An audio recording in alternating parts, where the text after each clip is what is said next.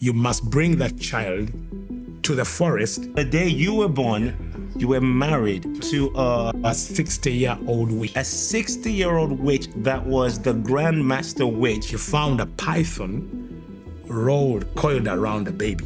So he talks about now at 7 years old, he's in charge of 7,000 witches. There on the spot, you're communicating to witches and wizards all around, summoning their powers. Summon the powers to come and help me.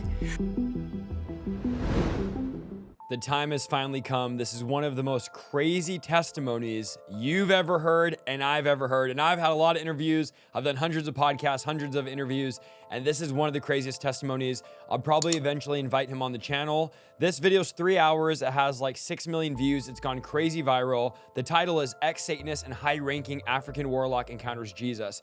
You guys have been asking me nonstop to react to it, so I'm gonna react to some clips. It's 3 hours, so I'm gonna react to a few clips. But I just want to jump in this. What a crazy story. It starts out with his mother wanting a boy, having a girl. So his mother goes to witch doctors to try to have a boy, and this is what happens. We're going to jump around in clips, but you're definitely going to want to watch this video through because, again, this is one of the craziest testimonies I've ever heard, and he ends up getting saved and becoming a preacher and everything. Amazing testimony, but let's jump in and I'll react to it as we go. She didn't know that it was that. And then they told her that, okay, when you give birth, you must bring that child to the forest before the end of the first day. In other words, before the sun goes over him. She tells me she didn't know what was involved in. So this is his mom at witch doctors, and they're telling her if you have a boy, then this is what you have to do. She left, offered the sacrifice, returned home, she conceived. To her surprise, she gave birth to a boy. Now, the vow was to carry that boy from the city where she gave birth to the forest around 300 and maybe 400 kilometers away from the city. And that is 1975. The transport means was not that good. I don't know how she traveled. So she travels from the city in Kampala to go to fulfill the vow. What shocked her, she tells me, when she arrived at the forest, this time she was not. So now she had a boy, like the witch doctor said, and because she had a boy, she has to fulfill this demonic vow of taking him to the forest. And then you're not going to believe what was waiting for them at the forest. Listen to this. She didn't go through the ritual, but there was like a wedding. Hundreds of people were gathered. They knew she was coming. Gathered for what?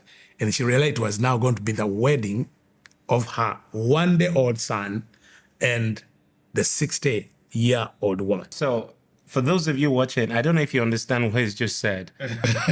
On the day he was born, on the day you were born, you were married to a 60-year-old witch. A 60-year-old witch that was the grandmaster witch for the continent of Africa.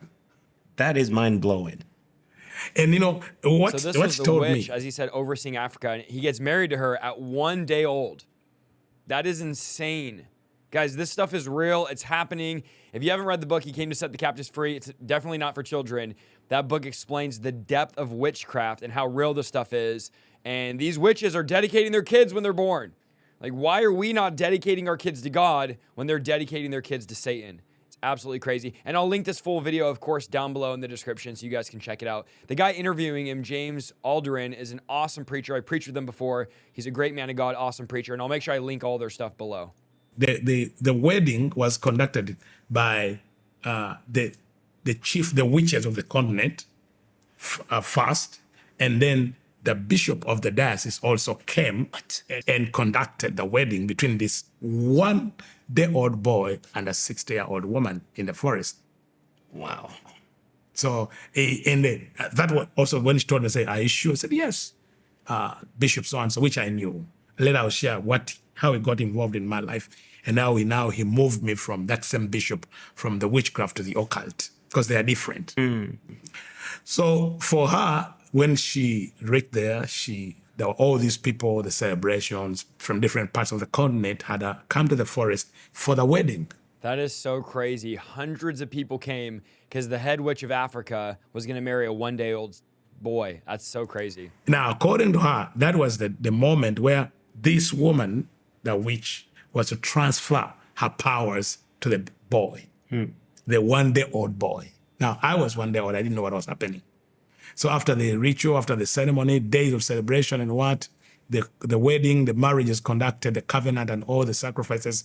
So they tell her, you know what? Now, this child is not just a child. This is now a man. So you're not going to breastfeed him. 1 day old. And they're dedicating him to Satan, saying he's not a baby, he's a man. And you guys say we're too radical. You guys say we're too radical for having prayer meetings with our kids, dedicating our kids, doing communion with our kids. How are they more radical than us?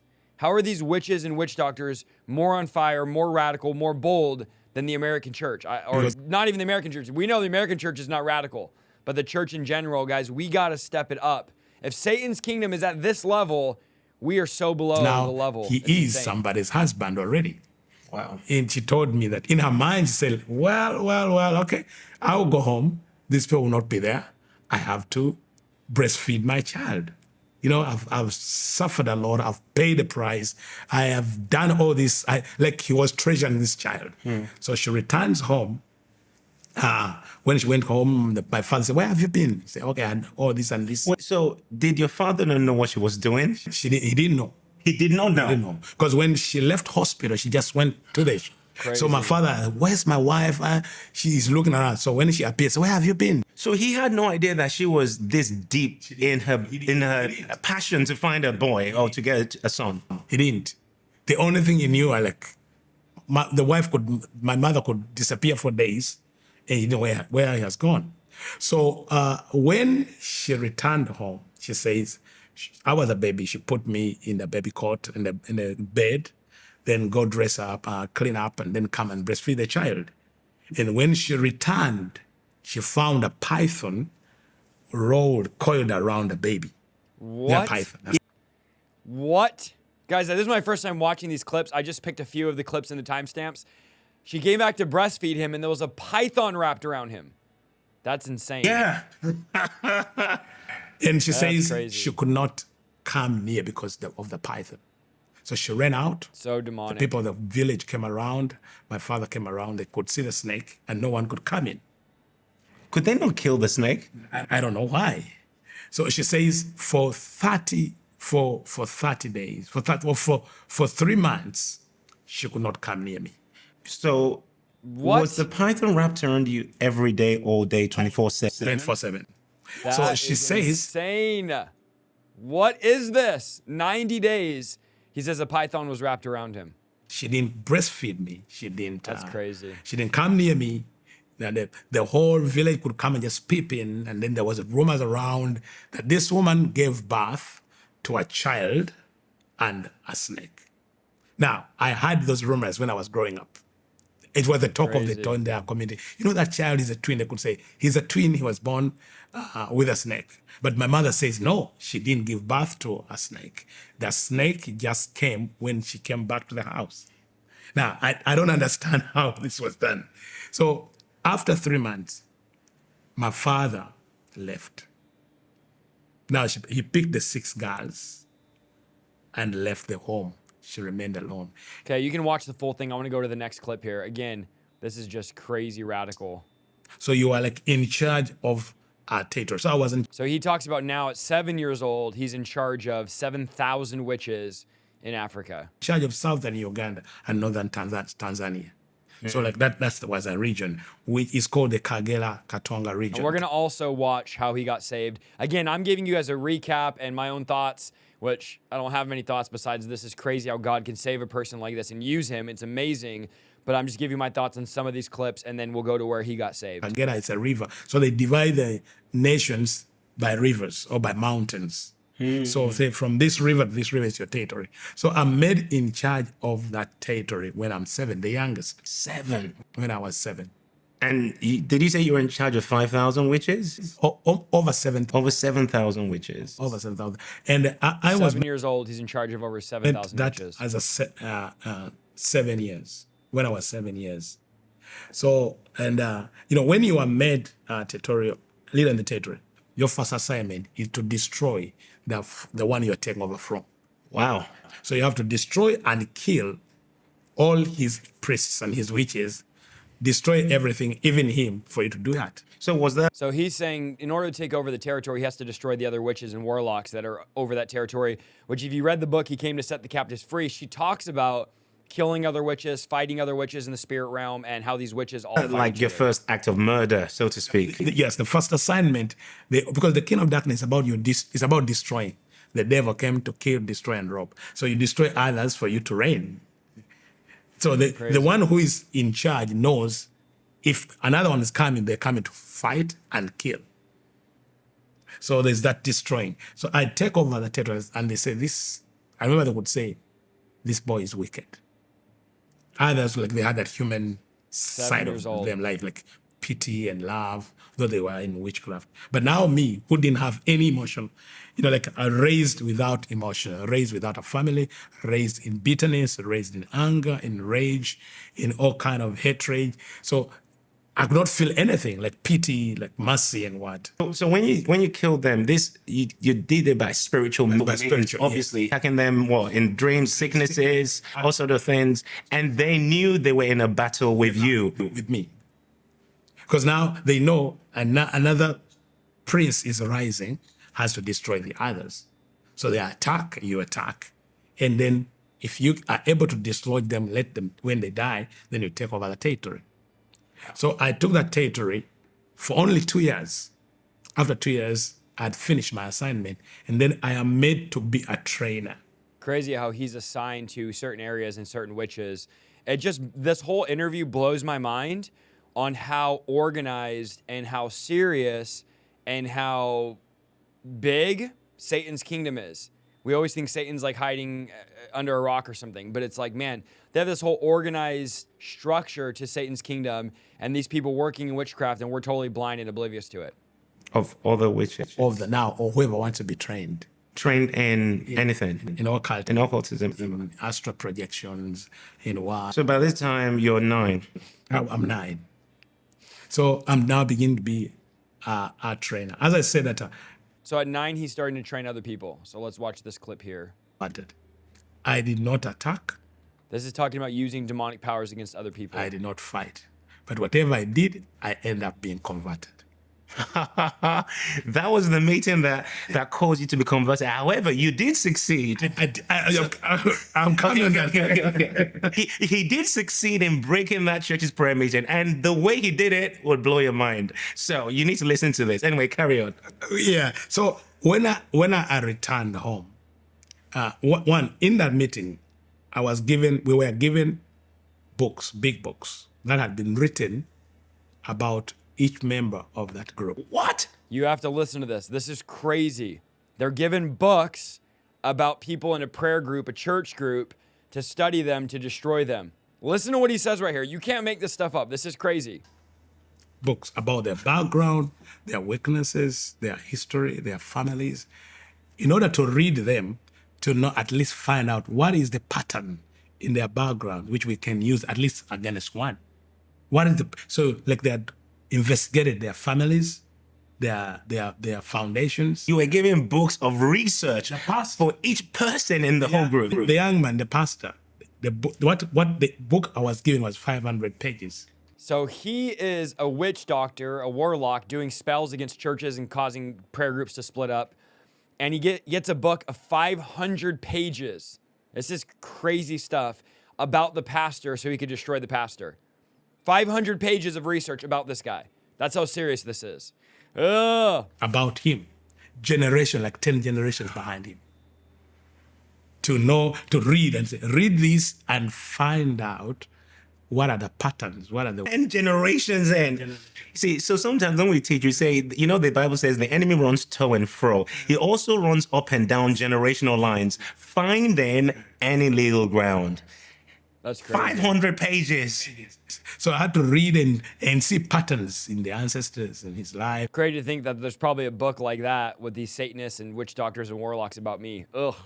All this and this, so that we can know, okay, if these patterns are there, legal rights that we can use against him.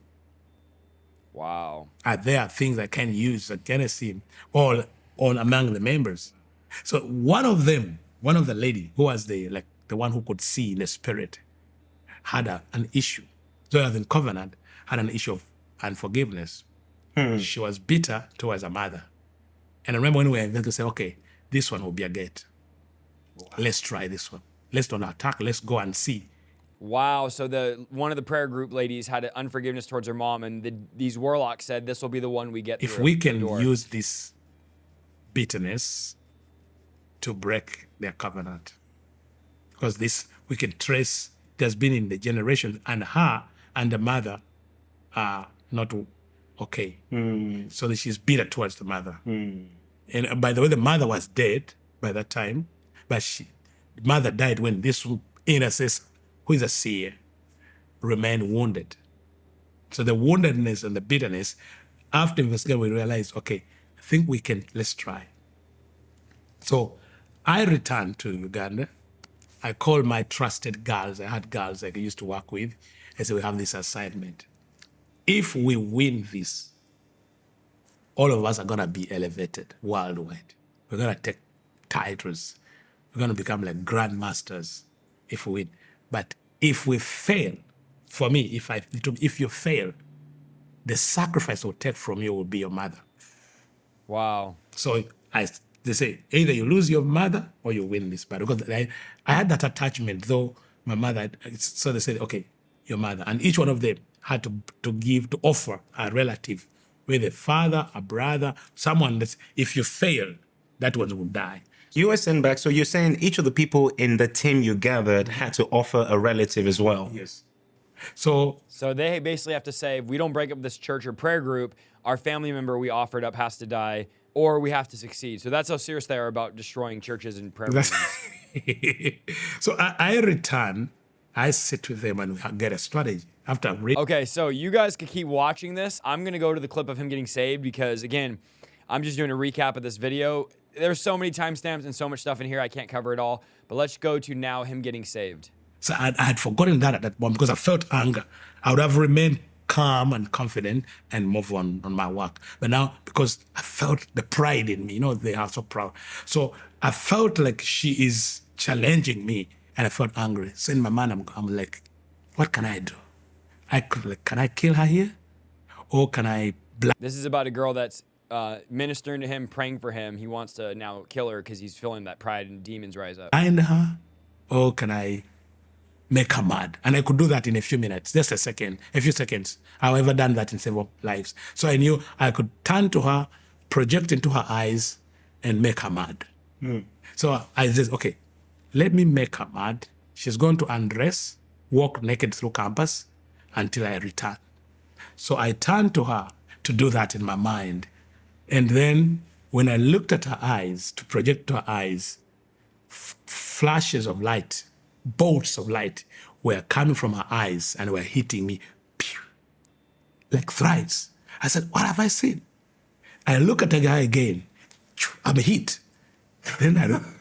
So he's trying to go inside her, astral project into her controller to make her run through the campus naked, and instead he's getting hit by bolts of light. Then I'm saying, what kind of person is this?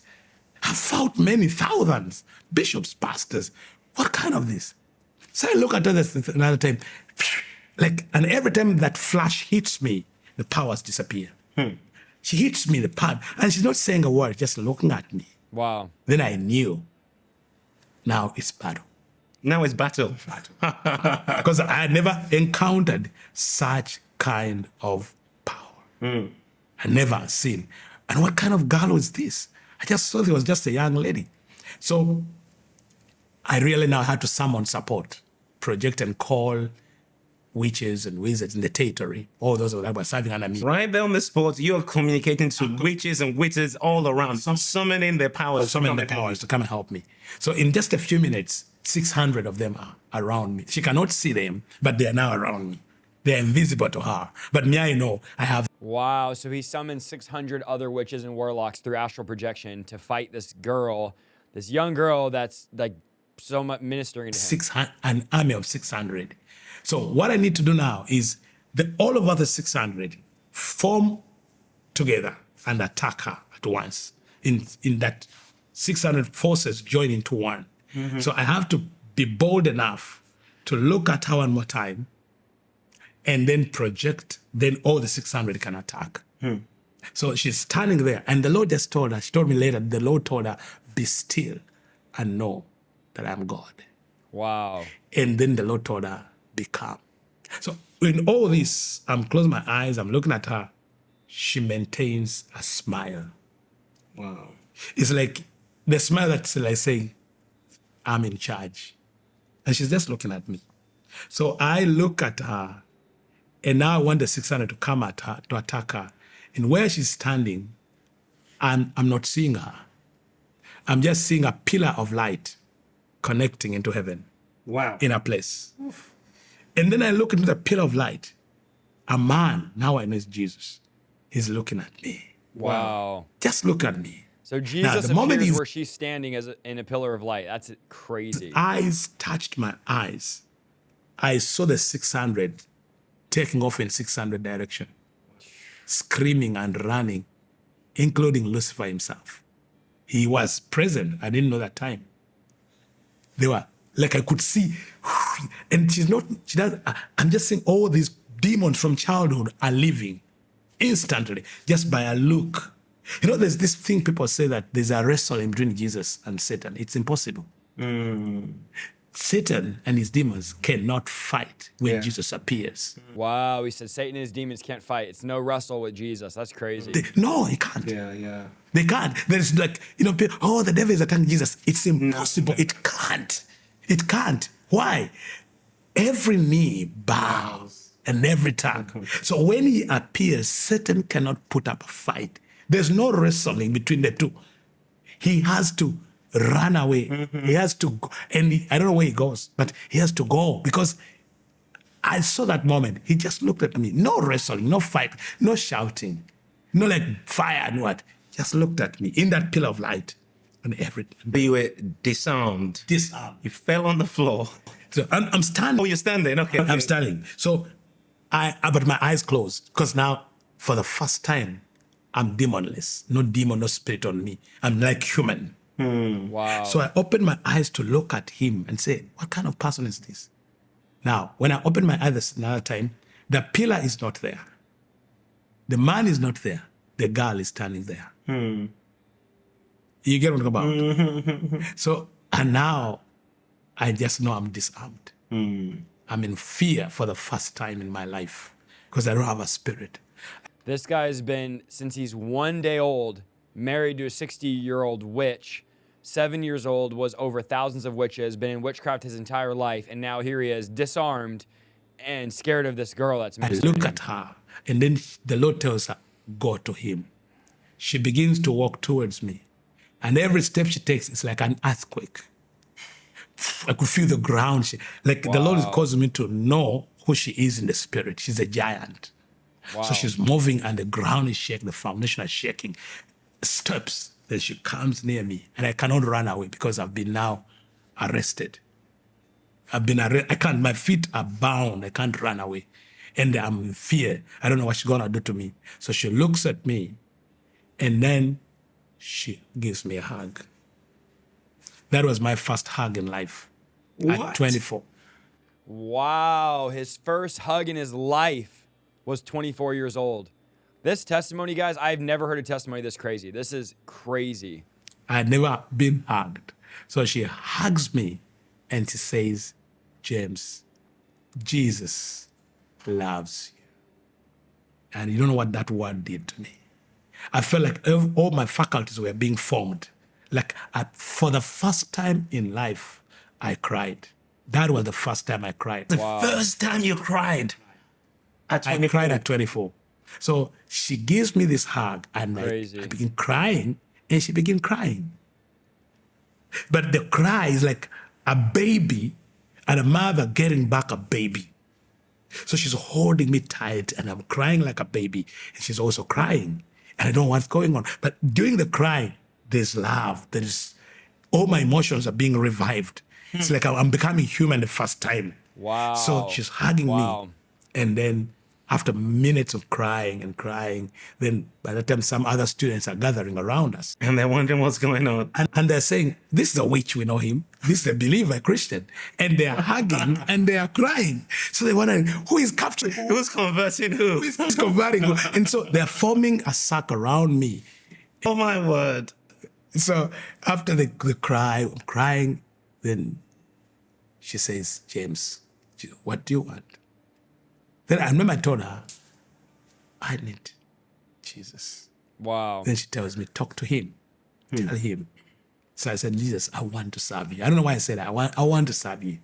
So she led me in the prayer of confession. And it was 7:45 a.m. 7:45 a.m. 3rd September 3rd September 1999. 1999. 7:45 a.m. I can't remember the time. I can't forget the time and the moment, because now it's over 24 years, but it's as if it happened yesterday. It's so real, that experience of coming from the dead. Now, what I want to say, the devil used me and wanted to destroy me. I was fighting Jesus, but he wanted to save me. Wow. Look at that love. That even when I was his enemy, he still gave me a chance. on. He still loved me. Even when I was his enemy, I deserved death. Even to the devil I was serving, I deserved death. Incredible. But Jesus loved me to the extent that he said, I can give you a chance. I want us. That testimony. Guys, let me know in the comments what you think. You guys have been nonstop spamming me to react to this for like a month.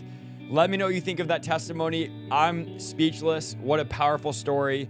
Man, what a powerful testimony and story. Let me know what you guys think down below. Oh, my camera's glitching. Let me know what you guys think down below. And let me know if you think I should have him on the podcast. I definitely want to invite him on. But I love to hear your comments. I think my camera's messing up here. I'm going to have to fix it. Let me know what you think in the comments. We're live Monday, Tuesday, and Thursday at noon. We'll see you guys in the next one. God bless.